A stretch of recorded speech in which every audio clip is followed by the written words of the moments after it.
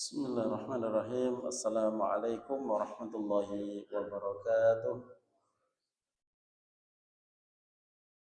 Alhamdulillah nahmaduhu wa nasta'inuhu wa nastaghfiruh wa na'udzu billahi min shururi anfusina wa min sayyiati a'malina. May yahdihillahu fala mudilla lah wa may yudlil fala hadiya lah. أشهد أن لا إله إلا الله وحده لا شريك له وأشهد أن محمدا عبده ورسوله لا نبي بعده اللهم صل وسلم وبارك على سيدنا محمد وعلى آله وصحبه ومن تبعهم بإحسان إلى يوم الدين. قال الله تعالى في القرآن العظيم أعوذ بالله من الشيطان الرجيم يا أيها الذين آمنوا اتقوا الله حق تقاته ولا تموتن إلا وأنتم مسلمون. وقال صلى الله عليه وسلم من يريد الله به خيرا يفقهه في الدين. Bapak Ibu jamaah salat subuh yang dimuliakan Allah. Pertama, marilah kita saling mengingatkan untuk meningkatkan ketakwaan kita kepada Allah Subhanahu wa taala. Alhamdulillah pada kesempatan pagi hari ini kita semuanya selesai untuk menunaikan salat subuh. Kita lanjutkan untuk kajian fikih. Untuk fikih sholat itu yang terakhir sampai di mana? Sujud. Sujud sudah berarti.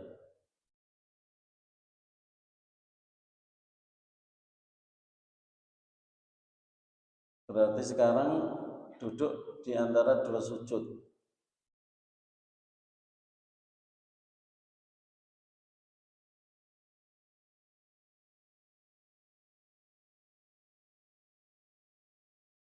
Jamaah sekalian rahimakumullah, duduk di antara dua sujud adalah termasuk rukun daripada sholat. Dan sebagai pemisah dua rukun yaitu dua sujud itu. Dijelaskan di dalam hadis Rifa'ah bin Rafi' radhiyallahu anhu. Rasulullah SAW menjelaskan kepada orang yang buruk sholatnya, yang terkenal dalam istilah fikih itu hadis al-musi' sholatuhu, hadisnya orang yang buruk sholatnya. Kemudian Rasulullah SAW memanggilnya, ya, disuruh untuk sholat lagi. Di antara penjelasan Rasulullah SAW, summa yasjud hatta tatma'inna mafasiluhu, hendaknya seseorang yang sholat itu sujud sampai betul-betul persendiannya itu tenang. Summa yaqulu, kemudian setelah sujud bacalah Allahu Akbar. Ini namanya takbir intiqal, takbir perpindahan.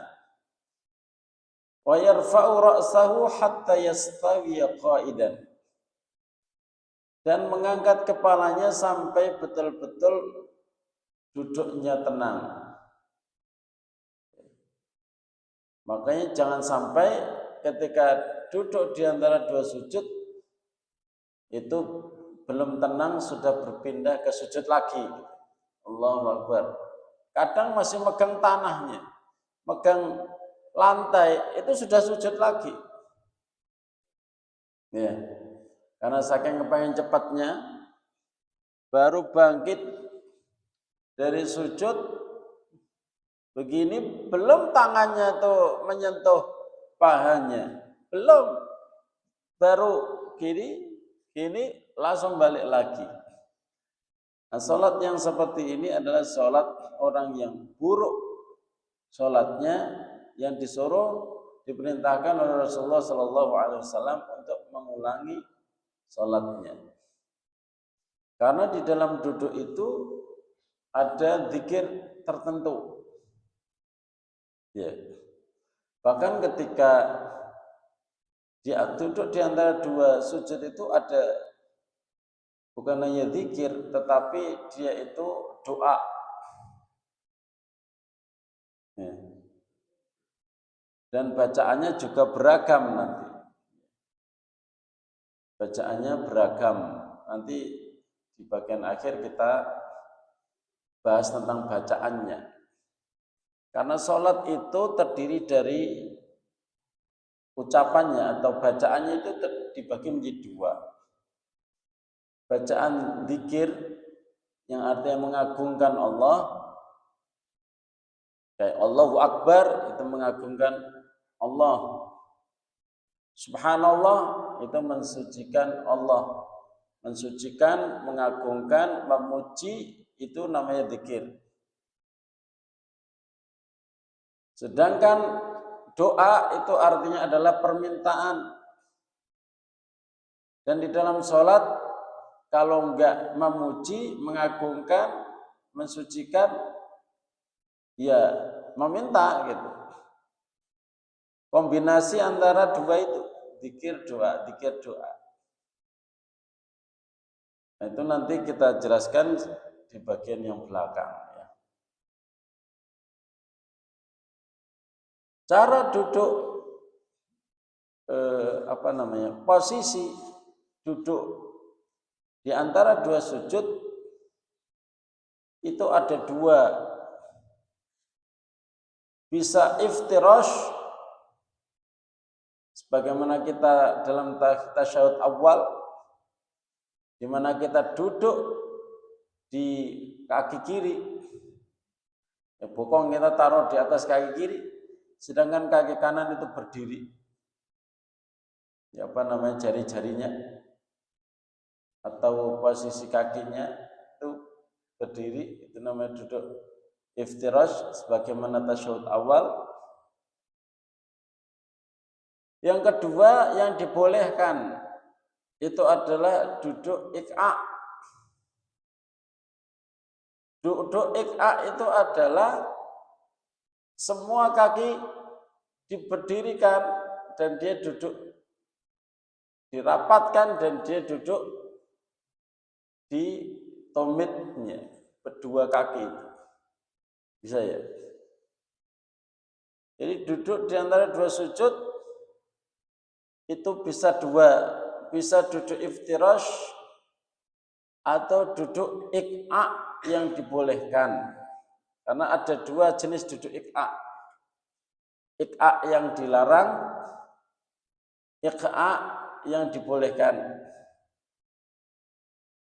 Nah, ini prakteknya gimana? Ini.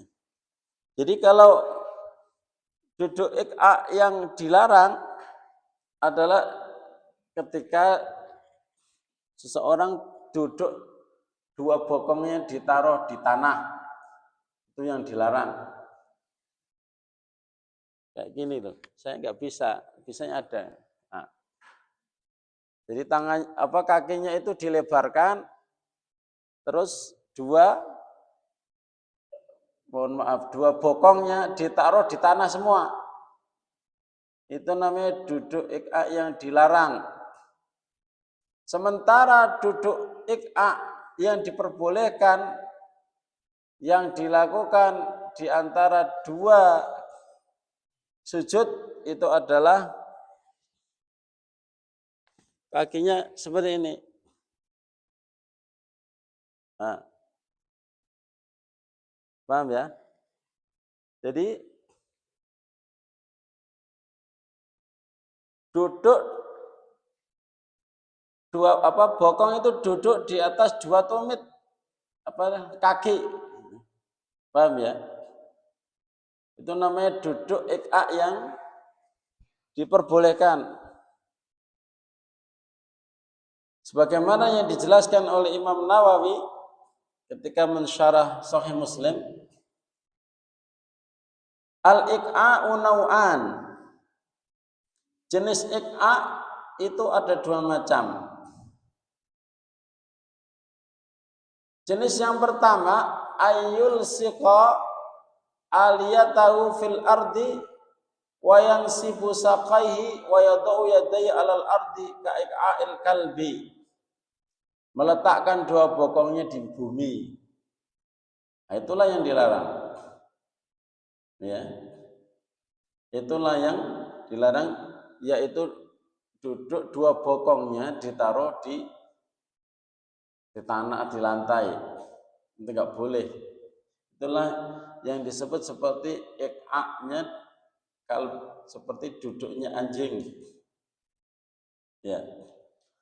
Kemudian yang jenis kedua, sebagaimana yang saya katakan tadi, wa akharuna wa hadha naw wal makruh. Jenis duduk di antara dua sujud yang dilarang atau duduk di dalam salat yang dilarang, yang duduk iq'a yang dilarang tadi itu meletakkan dua bokong di tanah. Itu hukumnya makruh karena ada larangan. Terus Imam Nawawi mengatakan wa nau'u tsani ayaj'ala aliyatahu ala aqibaihi baina sajadatain. Menjadikan dua bokongnya di atas tumit, ya, di atas tumit dua kaki di antara dua sujud. Wa hadha huwa muradu Ibnu Abbas, itulah yang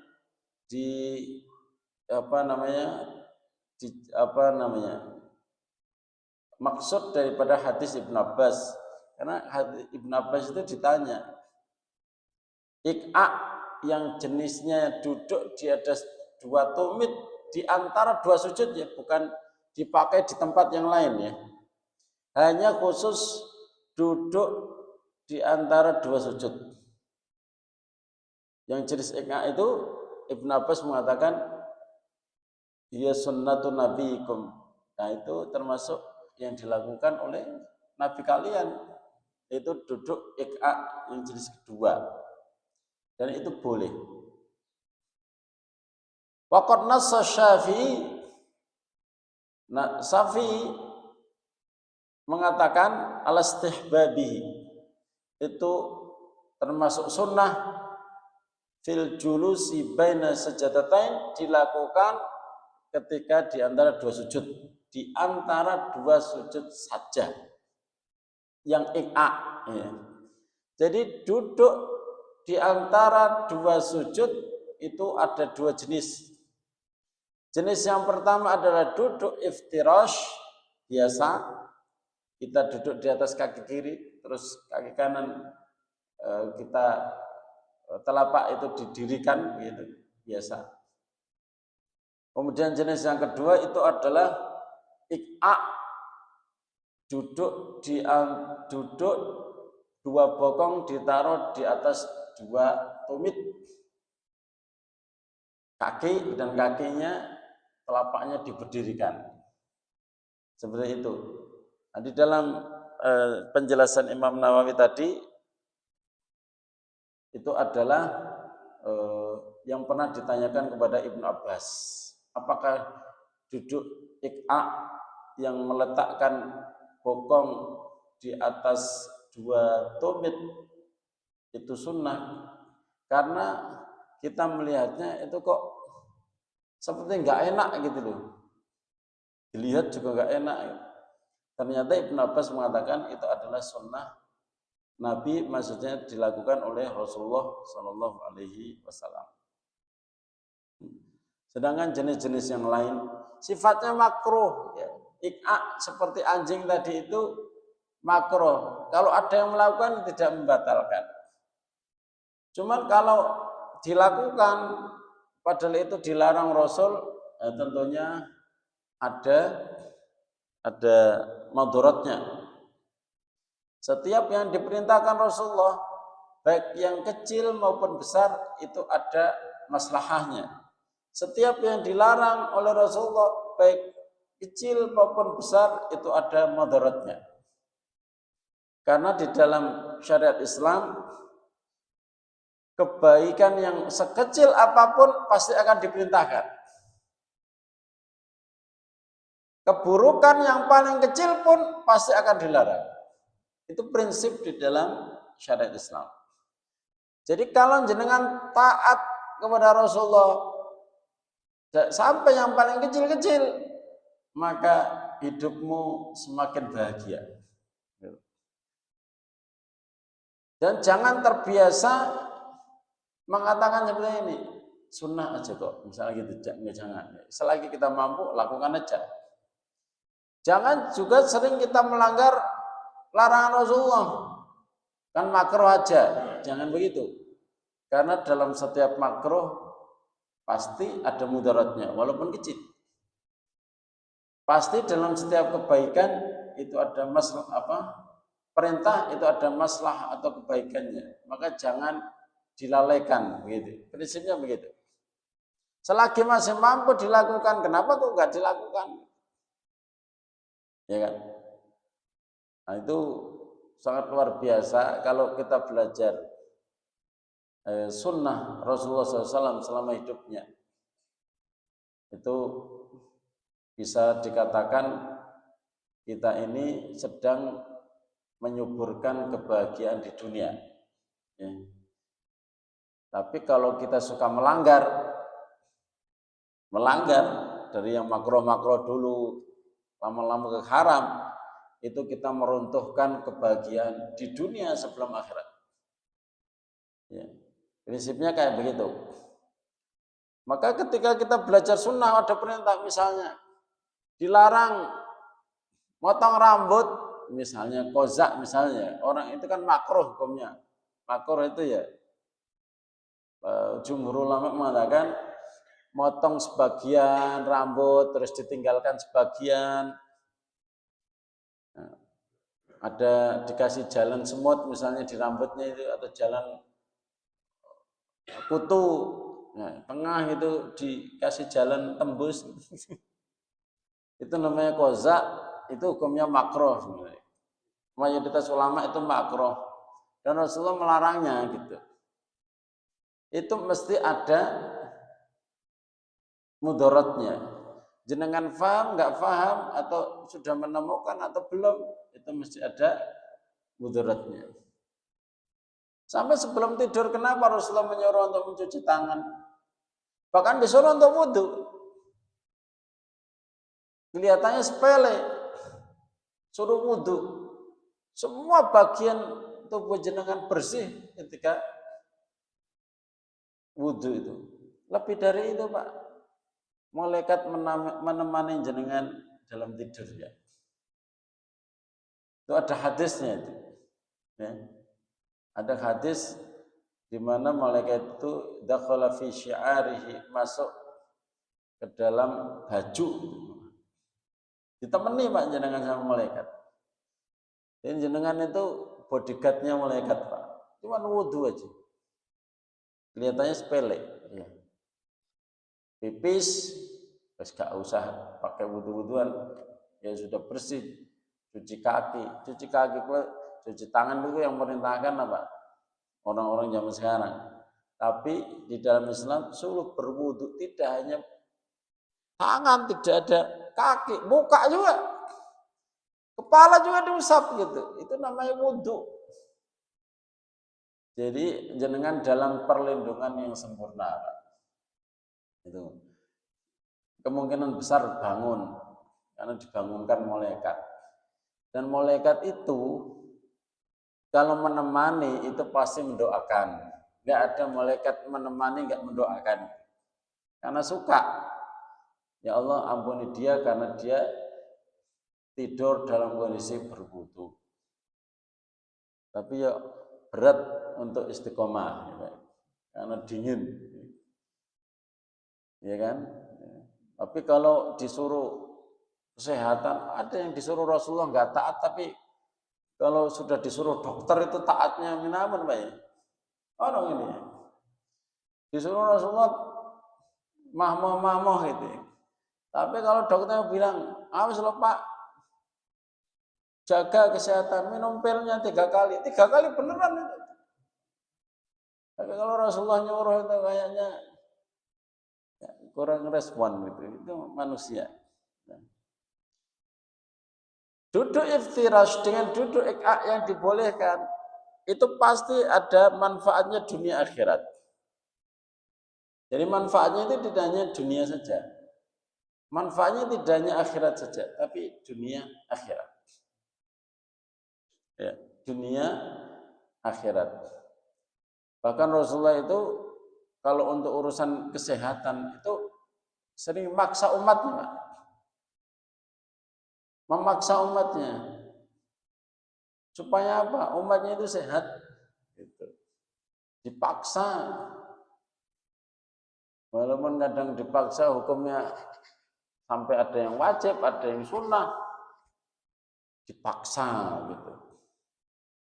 Jenengan puasa itu Pak, dipaksa pada puasa yang wajib untuk memunculkan niat sebelum fajar. Coba jenengan pelajari Pak. Fungsi daripada keinginan atau niat sebelum fajar menurut kedokteran, jenengan akan terheran-heran Pak. Ketika jenengan niat, itu kondisi badan akan menyesuaikan.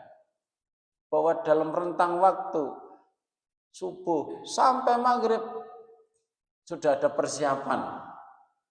Dan itu menurut kesehatan, oh jangan ditanya Pak. Sudah siap jadi fisik. Itu dipaksa Pak. Ditambah lagi disuruh sunnah sahur rek. Kan begitu. Tasaharu, sahur. Aku mau sahur. Ya nak mau makanan ya ngombe ae ngono lho. Kan begitu, Pak. Sampai dipaksa-paksa loh. Itu luar biasa, Pak. Dari sisi kesehatan aja. Kenapa harus ada niat sebelum puasa? Supaya badan itu memberikan sinyal bersiaplah kamu untuk tidak makan dari subuh sampai maghrib. Itu kan luar biasa, Pak. Jadi kalau ada model-model yang kita temukan di dalam syariat itu yang kita agak jengah atau belum terbiasa, lakukan gitu. Karena itu ada manfaatnya dunia dan di akhirat. Tapi kadang manusia itu tadi sunnah aja kok. Akhirnya apa? Aku namanya poso, males lah. Ngombe juga males, makan males, wis gak apa-apa. Gak usah makan, gak usah minum. Padahal Rasulullah ingin umatnya sehat, tapi umatnya tidak mau, gitu. Kayak duduk iqa ini juga ada manfaatnya, cuman ya teliti aja. Iqa yang dibolehkan dan iqa yang tidak diperbolehkan. Ini bisa menjadi kajian untuk dunia medis dan sudah banyak sebenarnya yang meneliti tentang gerakan-gerakan sholat itu menyimpan maslahat yang sangat besar kepada manusia. Terakhir yang saya baca itu ketika orang bertakbir begini aja Pak. Itu membantu memompa jantung supaya sehat ini. Gini aja. Dengan cara takbir yang benar. Itu. Gitu aja loh. Jenengan disuruh mengangkat tangan itu berapa kali di dalam sholat? Kalau 2 rakaat, setiap rakaat itu loh, berapa kali jenengan disuruh untuk mengangkat tangan? Mau rukuk, bangkit dari rukuk, ya kan? Ditambah lagi nanti apa namanya? Jenengan bangkit dari tahiyat awal, disuruh ngangkat tangan lagi. Gitu aja ada yang males loh Pak. Rukuk ngono ada yang nggak mengangkat tangan Pak. Allah langsung gitu aja. Ada yang i'tidal nggak ngangkat tangan. Ya hukumnya sih sunnah gitu. Hukumnya sunnah. Tapi kenapa sih harus ditinggal gitu? Ada yang Allahu Akbar ketika rukuk nggak ngangkat tangan.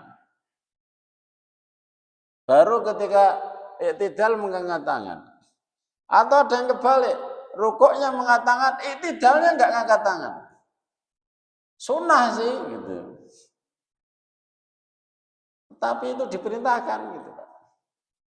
Ya, itu diperintahkan. Kenapa kok tidak? Jadi mengangkat tangan di dalam sholat itu ada 4. Ya. Ketika takbiratul ihram disuruh mengangkat tangan. Ketika mau rukuk disuruh mengangkat tangan. Ketika mau i'tidal disuruh mengangkat tangan. Ketika bangkit dari tahiyat awal disuruh mengangkat tangan. Lakukan semua. Kadang nggak terbiasa karena ada mungkin sejak dari kecil dia tidak terbiasa gitu. Ya dibiasakan. Itu penelitian, Pak. Setelah mengangkat tangan sini itu membantu memompa jantung, Pak. Dengan mengangkat tangan yang benar. Yang sudah kita pelajari. Yang sudah kita pelajari mengangkat tangan waktu takbiratul ihram. Itu manfaatnya dunia akhirat. Makanya kalau kita ibadah sesuai dengan perintah, sehat, Pak. Sehat. Tapi kalau banyak meninggalkan, ya kurang sempurna. Dunia kurang sempurna, akhiratnya juga kurang sempurna gitu.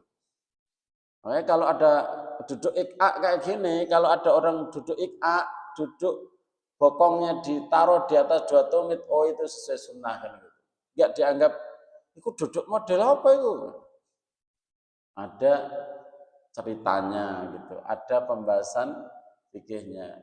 Jenengan boleh duduk iftirash, jenengan juga boleh duduk ik'a. Posisi kaki itu disesuaikan, khususnya kaki kanan waktu iftirash. Biasanya ada yang ditidurkan, enggak diberdirikan gitu kan, Pak ya. Gini ngelembrek gini. Ya hukumnya sih enggak apa-apa. Cuman kalau jenengan tekuk, jenengan dirikan, nah itu mesti ada manfaatnya juga, Pak. Nah, tinggal neliti aja. Pokoknya dipasno itu, Pak. Dipasno, sallu kama ra'aitumuni usolli. Salatlah sebagaimana aku salat. Tinggal ngelihat, praktekkan. Ya pada kondisi-kondisi tertentu kurang sempurna karena sakit ya nggak apa-apa. Tapi ketika sehat, lakukan secara sempurna. Dan kalau ada orang kok tidak melakukan sunnah seperti itu, ya tidak melakukan sunnah seperti itu, jenengan jangan ini. Dudukmu salah. Ya, nggak apa-apa diingatkan, tetapi kalau sifatnya sunnah itu banyak udurnya kadang memang. Kakiku lagi cantengan nggak bisa, dan lain sebagainya lah. Ini ada duduk di antara 2 sujud, ada gambarnya, saya duduk ik'a dan duduk iftirash. Nah, duduk ik'a yang dilarang juga ada gambarnya di sini. Duduk ik'a ini yang dibolehkan itu diriwayatkan oleh Tawus bin Kaisan. Tawus itu diantara tabi'in yang umurnya panjang. Dan Tawus ini pernah diundang oleh seorang pemimpin ya, pada waktu itu saya lupa namanya. Ketika dia datang itu melihat sosok tabi'in yang namanya Tawus itu sudah bikin orang menangis. Itulah sabda Rasulullah SAW, khairukum idza ru'u dzukirallahu azza wa jalla. Orang yang terbaik di antara kalian adalah jika dia dilihat jadi ingat Allah begitu. Itu salah satunya adalah Tawus ini. Dilihat gitu baru masuk udah dan banyak yang berkunjung ke rumahnya hanya untuk sekedar ngobrol. Ngobrolnya orang baik itu kan bukan ngobrol mengenai skornya berapa tadi malam, kan kayak gitu. Kalau ngobrolnya kita itu kan banyak yang kayak gitu. Yang enggak, ya apakah itu enggak boleh? Ya boleh-boleh saja, yang namanya itu hadis sunnah. Omongan manusia kan memang temanya itu banyak. Cuman kalau bertemu dengan orang yang sekelas Tawus gini yang ngomongnya tentang akhirat, paling yang diminta itu ya Tawus, ya Syekh, nasihati kami, paling begitu. Ya. Kalau jenengan ngomong apa namanya tadi itu tema-tema dunia sebenarnya nggak masalah. Cuman ketika jenengan itu sudah mengerucut, umurnya sudah di atas 40 khususnya, itu pembicaraan masalah dunia itu sudah mulai harus dikurangi, Pak. Karena jenengan menuju alam kubur. Itu kalau sudah berumur 40 itu harusnya sudah mulai, apalagi sudah 50, apalagi sudah 60, ngomongnya kok masalah masih poligami ya. Gak apa-apa, cuman gak usah ngomong gitu. Langsung praktek aja ngono. Sekalian gitu. Ojo umur 60 masih kepengen poligami. Gak usah banyak ngomong. Biasanya orang banyak ngomong itu penakut, Pak. Ya gitu. Ya tinggal ya. Jadi ngomong yang akhirat. Ngopo ya? Kemarin materinya apa ya? Tentang ini gitu. Nah, sudah mulai fokus. Ketika ngomong sama anaknya, sudah ngomong bentuknya nasihat, bentuknya untuk ke akhirat saja. Beliau ketemu Ibnu Abbas. Kemudian kami kata Tawus itu mau nanya, kalau ketemu Ibnu Abbas itu kesempatan ini orang pintar. Bertanya tentang iq'a. Kata Ibnu Abbas, hiya sunnah. Yang namanya duduk iq'a di antara dua sujud itu adalah sunnah. Faqulna lahu, kami katakan kepadanya, inna lanarahu jufa'an birrajul. Kok nak dilihat kok gak enak duduk iq'a di antara dua sujud. Kata Ibnu Abbas, bal hiya sunnatu nabiyyika sallallahu alaihi wasallam. Itu adalah sunnah nabimu. Jangan katakan gak elok, karena dia itu sunnah nabimu. Makanya kadang kalau kita mendapati sebuah hadis kok selama ini bertentangan atau tidak sinkron terhadap kebiasaan kita, itu langsung dibantah salah. Boleh jadi kita memang belum ketemu hadisnya, sehingga sering kita memegang sebuah pendapat dan perlu didengarkan pendapat orang lain. Ada seorang ulama itu berpesan, kalau kamu belajar itu kepada siapapun, tidak harus ilmunya yang level tinggi. Utlubul ilma mimman fauqaka wa mithlaka wa dunaka. Kalau mau cari ilmu pada semua level manusia, karena manusia itu dititipin ilmunya masing-masing. Kepada orang yang di atasmu, kepada orang yang selevel denganmu, kepada orang yang di bawahmu. Karena boleh jadi dia punya ilmu yang tidak kamu punya. Ya, itu maksudnya apa? Jangan sombong. Ya, orang yang sudah MA nggak mau dengerin LC, gitu, kan di bawahnya. Apa orang LC? LC itu kan gelar yang dipakai biasanya dari luar negeri, gitu. LC tidak mau mendengarkan SPDI gitu, yang lulusan dalam negeri kan. Orang yang sepertinya sudah senior, ketika ada pengajian, ya dengerin aja. Ya. Jangan aku ngerti kabeh sing kultum anak baru pulang dari pondok misalnya di Masjid Al-Ikhlas ana orang atau anak ya datang dari pondok kultum baca Riyadhus Shalihin. Setelah itu kita sholat, anak baru kemarin sore kultum gitu. Atau ada orang yang sukarelawan gitu baca Riyadhus Shalihin setiap selesai sholat kita anggap jangan dengerin. Hikmah itu pada siapa saja. Apalagi sudah jelas yang dibaca adalah kitab Riyadhus Shalihin. Ya tujuan kita ini kan membangkitkan semangat menuntut ilmu dan membangkitkan semangat beribadah. Kalau seandainya tidak ada sesuatu yang baru, minimal kita mendengar perkataan Rasulullah Shallallahu Alaihi Wasallam menambah semangat ibadah. Jadi jangan meremehkan. Itu pesan para ulama. Kalau zaman sekarang kan, Pak yang nggak mau gitu dengerin, itu Ustadz bukan level saya. Jadi dia levelnya itu kitab kuning, dia sudah belajar pondok. Ustadznya itu nggak bisa baca kitab kuning misalnya. Jadi kitab sekarang udah nggak ada yang kuning, putih semua. Jadi kita dengerin dia ngomong, kalau itu memang sesuatu yang bermanfaat.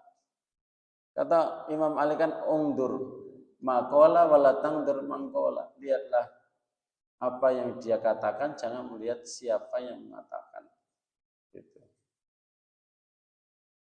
Jadi pembicaraan kita sudah mulai mengarah kepada kebaikan aja lah, kebaikan akhirat. Ketemu misalnya rekreasi. Jenengan sing umurnya sudah 50, 60. Rekreasi aja ke Bali, kapan ke Bali? Ke pantai lagi. Sudah enggak kelasan jenengan lagi. Jenengan itu pergi kemana? Studi tour ke Jogokaryan ngono lho, Pak. Menambah keimanan dengar ceramahnya Pak Jazir gitu. Nah, itu sudah harus diatur ya kegiatan alumni, ketemu alumni boleh. Ketemu alumni boleh. Tapi diukur. Nanti ketemuannya itu acaranya apa? Coba randonya dilihat. Oh, ada pengajiannya, datang, Pak. Oh, nanti ketemu alumni itu di kafe, gak usah datang, Pak. Ngapain? Nyanyi-nyanyi gitu, lagu-lagu zaman dulu gitu kan. Lagu Obi Mesa, Betara Sonata. Ya mengenang zaman dulu, Pak. Gak usah namanya itu. Soalnya bikin masalah nanti. Ya, kayak gitu sudah mulai. Pertemuan Tawus dengan Ibn Abbas ini pertemuan yang indah, membicarakan ilmu gitu. Nah, kita juga sudah mulai men-setting kegiatan-kegiatan kita itu arahnya ke arah situ. Kalau anak muda ya sekali-kali, tapi ya tetap harus ada harus dinasihati ya. Karena zaman digital, internet ini sangat berbahaya. Ada beberapa di dalam sholat yang dilarang. Yang pertama duduk ikaknya anjing tadi, di mana bokongnya ditaruh di lantai, dan juga jangan suka menoleh-noleh seperti menolehnya musang. Musang itu kalau mau jalan itu mesti gini-gini, Pak. Noleh ke kanan, ke kiri, ke atas, ke bawah. Jadi fokus pandangan di dalam sholat itu ada dua. Pandangan ke tempat sujud dan pandangan ke telunjuk ketika dibuka. Gitu, Pak. Ketika jenengan tahiyat, itu nanti pembahasan dalam tahiyat ya. Pandangannya itu ke ini loh, Pak. Ke telunjuk. Jadi pandangan sholat itu ada dua. pandangan ke tempat sujud, kedua pandangan ke telunjuk saat tahiyat. Itu tok. Atau pandangan-pandangan yang sifatnya dibutuhkan enggak masalah. Misalnya anaknya main, sekali-kali dilihat. Jangan-jangan anak saya lompat dari lemari gitu. Anaknya waktif. Kemarin tuh ada anak-anak, ibunya mau ngapain gitu, anaknya nyegur ke kolam ikannya sendiri Pak, kebraon, meninggal. Ibunya nggak tahu main HP apa nggak tahu sih. Kasusnya Pak, jadi masuk ke kolam, mendingan sing sifatnya dalam-dalam kayak gitu, yang itu nggak usah gitu, yang membahayakan. Anak itu sekarang itu naik-naik pinter Pak, bagus, tetapi hal-hal yang bahaya di hati-hati ya, dikondisikan. Kemudian juga ada larangan mematuk seperti patukan ayam yang lagi makan, berarti cepat, gerak cepat. Juga ada larangan ketika sholat itu menggerakkan tangan seperti ekor kuda. Assalamualaikum. Assalamualaikum. Itu juga ada larangannya. Dan ternyata ada juga orang yang melakukan. Saya kira nggak ada gitu. Ketika Assalamualaikum. Assalamualaikum. Ono bener ya, ternyata ono juga di Indonesia yang melakukan itu. Nah, kayak gitu. Ini larang-larangan. Jangan juga memandang ke atas. Sampai Rasulullah bilang, kamu tundukkan pandanganmu atau meripatmu itu dibikin buta gitu. Wong sholat kok memandang ke atas. Jangan. Nah, sekarang kita membahas tentang bacaannya. Yeah. Bacaan ketika duduk di antara dua sujud, rata-rata bacaannya itu adalah bentuknya doa. Kalau kita rukuk, tasbih. Ketika kita sujud, tasbih plus boleh ditambah doa sendiri. Kan? Terus ketika di antara dua sujud, itu berbagai versi.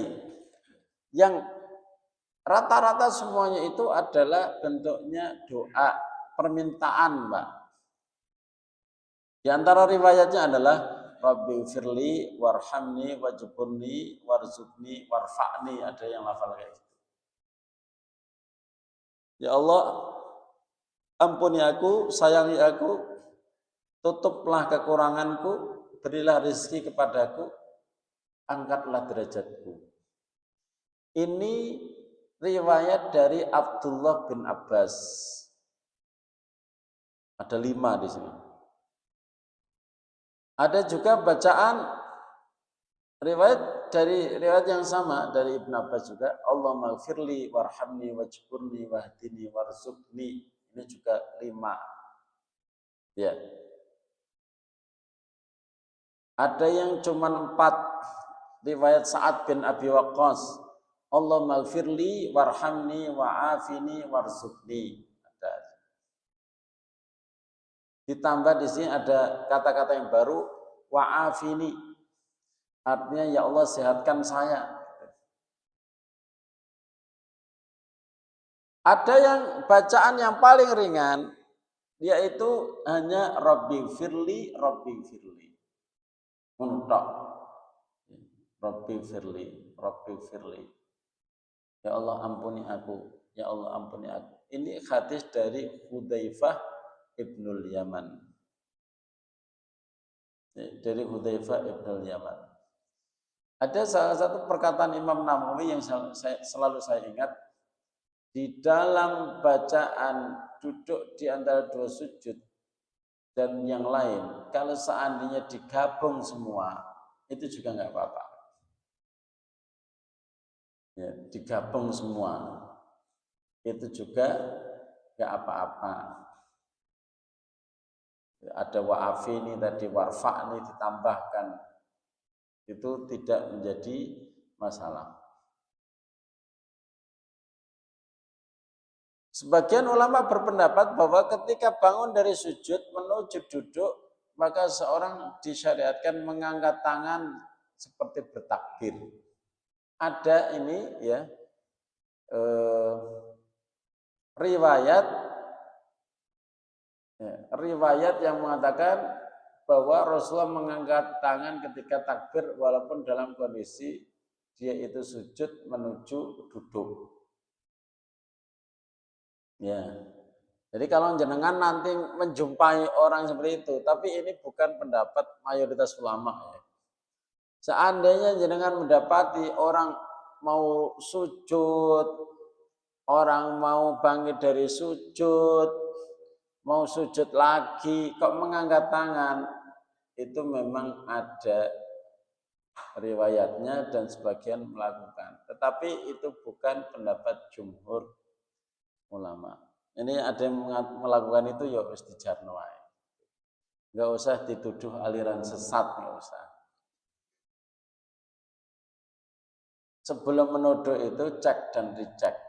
Jenengan pendapatnya bukan itu, oh enggak apa-apa gitu. Kecuali nanti kalau jenengan mendapati sholatnya kok ada gerakan-gerakan beda, ternyata dia orang Syiah.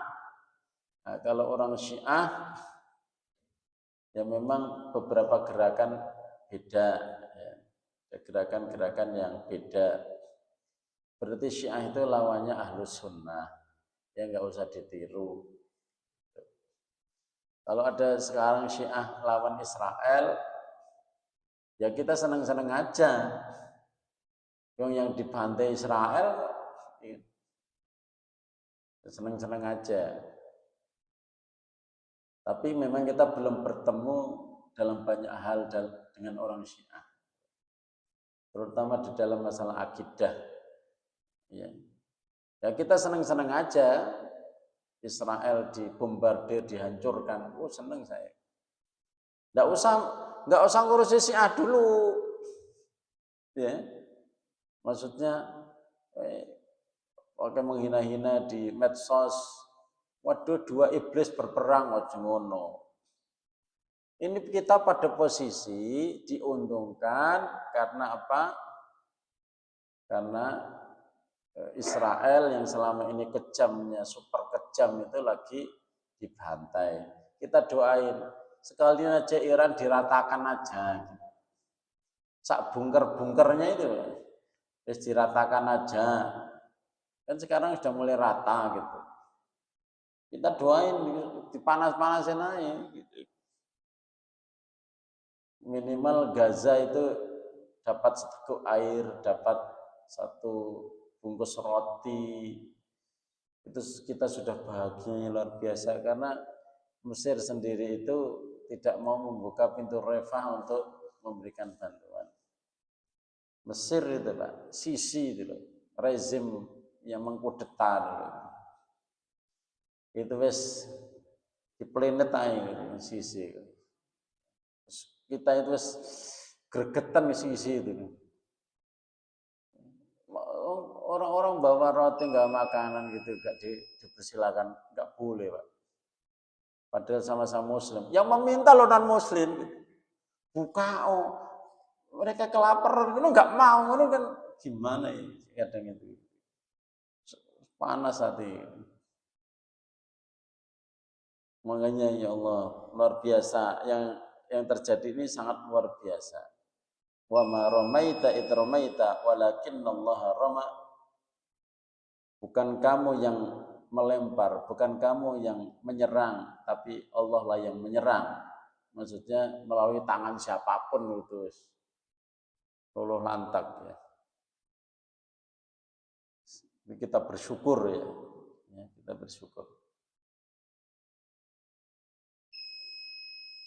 Kemudian ada juga Ibnu Qayyim ya, pernah mengatakan waqad su'ila an raf'il yadain.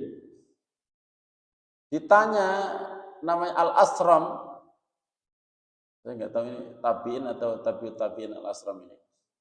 Tetapi ditanya tentang mengangkat kedua tangan kapan saja gitu. Kata Al-Asram fi kulli khafdin wa raf'in, setiap turun atau naik itu pasti mengangkat tangan. Setiap turun mau rukuk, setiap naik mau i'tidal, turun lagi mau sujud itu ada mengangkat tangan. Ya. Kemudian naik lagi, duduk, turun lagi. Begitu. Ra'aitu Aba Abdillah yarfa'u yadayhi fi shalah fi kulli khafdin wa raf'in. Diriwayatkan dari Imam Ahmad juga, kata Asram, berarti ini bukan tabiin, tapi sahabat daripada Imam Ahmad. Imam Ahmad pernah melakukan itu. Namun yang benar ini dilakukan kadang-kadang saja, sebagaimana yang dijelaskan di dalam ensiklopedia fikih Muyassarah. Ya kayak begini loh, ada perbedaan pendapat. Nah, Imam Ahmad kadang melakukan itu. Jadi kita sudah tahu sumbernya. Dulu saya jelaskan tentang misalnya wanita ketika sujud, apakah sama dengan sujudnya laki-laki. Kalau sujudnya laki-laki itu kan sampai kelihatan ketiaknya. Kalau ada kambing kecil yang lewat di bawah itu bisa lewat, Pak, saking lebarnya. Rasulullah tidak menjelaskan, tetapi ada riwayat dari para sahabat yang memerintahkan kalau wanita itu jangan sujud sebagaimana sujudnya laki-laki yang gagah membuka ketiaknya, tetapi diusahakan tertutup. Ya, tertutup itu ya jangan gagah gitu. Itu riwayat dari beberapa sahabat. Nah, ini ketentuan seperti itu kadang ada. Tetapi sebagian teman-teman kita itu sholatnya perempuan sama laki sama. Oke, secara umum begitu. Tapi perlu juga kita perhatikan riwayat-riwayat dari para sahabat karena mereka hidup bersama Rasulullah SAW. Gitu. Sesuatu yang sifatnya ibadah atau akidah, kalau itu tidak menerima ijtihad, itu perlu kita terima dari para sahabat. Itulah yang namanya asar daripada para sahabat. Itu jangan sekalian rahimahullah sedikit penjelasan tentang duduk di antara dua sujud. Mudah-mudahan bisa difahami kita semuanya. Sudah ada bunyi berarti sudah syuruk. Monggo kalau ada yang ingin disampaikan atau ingin ditanyakan, saya persilahkan.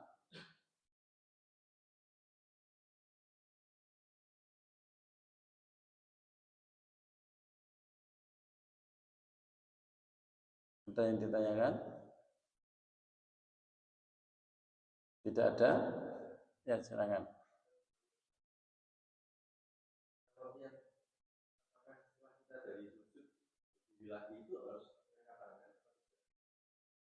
Itu harus orang yang hanya mengatakannya pas ayat.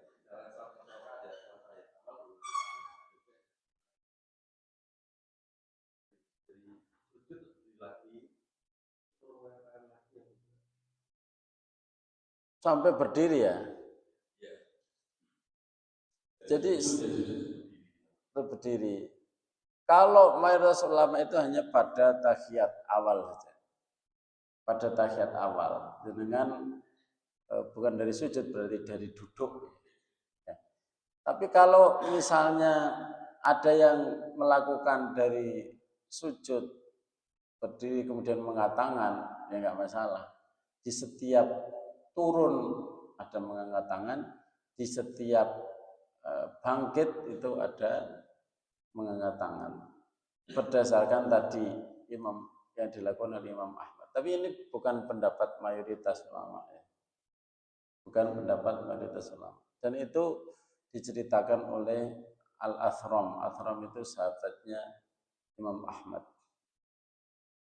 Kalau mau mengangkat tangan ya silahkan, kalau enggak apa-apa. Tetapi secara umum jumhur tidak melakukan itu. Itu. Ada yang lain? Ya.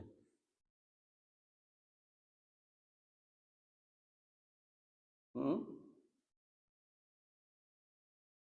Ya. Maksudnya? Duduk akhir-akhir itu. Oh, ada duduk tawaruk. Iya. Yang saya jelaskan itu duduk di antara dua sujud ya, bukan tasyahud ya. Iya. Jadi kan, belum sampai.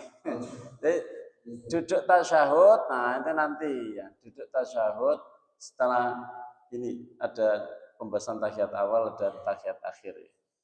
Duduk tasyahud itu ada dua, tasyahud awal dan tasyahud akhir. Itu nanti kaifiatnya ada yang namanya duduk tawarruk ya. Yang saya bahas ini hanya duduk di antara dua sujud itu ada dua. Duduk iftirash dan duduk ik'a itu tadi. Duduk ik'a dan semuanya disyariatkan karena ada dalil. Ada lagi? Enggak ada. Kita tutup dengan doa kafaratul majlis. Subhanakallahumma wa bihamdika asyhadu an la ilaha illa anta astaghfiruka wa atubu ilaik. Assalamualaikum warahmatullahi wabarakatuh.